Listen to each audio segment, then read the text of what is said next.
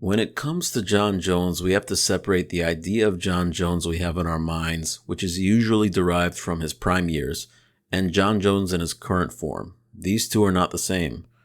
Jones is still, of course, a world-class fighter, but he is slowly but surely declining. In a competitive sense, this has to be the worst time for him to be moving up in weight. I think a lot of the top heavyweights present problems for Jones, and the most problematic of them all was just crowned as champion. If there was any doubt as to how much Francis Ngannou has improved, that doubt was removed after he beat Stipe Miocic. His previous 4 fights had lasted a combined 3 minutes 34 seconds. His opponents either took a short nap or the referee spared them from having to do so. We didn't have enough information to say that this was Ngannou 2.0. In reality, that 4-fight stretch was just the same Ngannou we had seen prior to his first title shot against Miocic. But the Ngannou we saw in the rematch was an entirely different beast. His patience and restraint is what impressed everyone. But what I can't get over is this: how quickly Ngannou takes Stipe's back after defending a takedown attempt. And he makes Stipe pay for it too. Ngannou was already horrifying, but now he may be the scariest fighter we've seen since prime Vanderlei Silva. I don't know how anyone can even stand on the opposite end of the cage and have any confidence that they could beat the Predator. He's horrifying. So I can't blame Jon Jones for having such a high asking price. This is a big legacy fight for him. Many people, whether it's deserved or not, felt that this move to heavyweight was long overdue for Jones, who has always benefited from having a considerable size and reach advantage over his peers at light heavyweight. By moving up in weight, that advantage is effectively voided. Jones has put on some muscle, so he presumably intends to fight at heavyweight for the foreseeable future. However, he is also intent on getting as big of a payday as he can for what will be, in all likelihood, a loss. Why do I say this? First of all, as I said before, Jones in his current state is not the Jones of old. His takedowns and grappling are simply not what they used to be, and boxing was never his strength, as was exploited by Alexander Gustafsson the first time they fought, and Daniel Cormier, who also had a lot of success boxing Jones.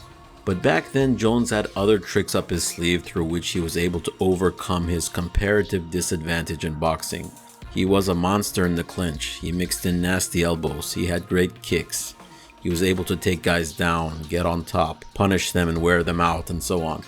But in his last 2 fights, not only were there moments where he was being outboxed, but he was not able to impose his will in the other areas of the fight. And this was against significantly smaller men than himself. What will happen when he faces opponents his own size or bigger? Jones's favorite takedowns are upper body takedowns from the clinch. Do we see him getting the better of any of these large men in the clinch, let alone actually take them down? Or if we want to take it even further, can Jones even hurt the heavyweights? This is a very important question, especially for someone who is not a power puncher. And then we have Ngannou. There is of course a huge disparity in power here, and while the conventional wisdom would dictate that Jones is more skilled overall, I think his recent performances would indicate that he will not be able to take the fight to where he needs to take it in order to have a chance against Ngannou. And on the feet, I don't like saying that someone has no chance. Anything can happen. But we also have to be realistic. Jones himself in all likelihood would prefer not to get into a firefight with Ngannou. That's a ticking time bomb. Absolutely nobody wants to do that. So if Jones can't beat Ngannou's striking, and he can't control Ngannou due to a disparity in strength in favor of Ngannou, and he can't take down Ngannou, then I have no choice but to say that the outcome of this fight would be, in all likelihood, an Ngannou victory. I'm not Jon Jones, and I can't claim to know what's going on in his mind.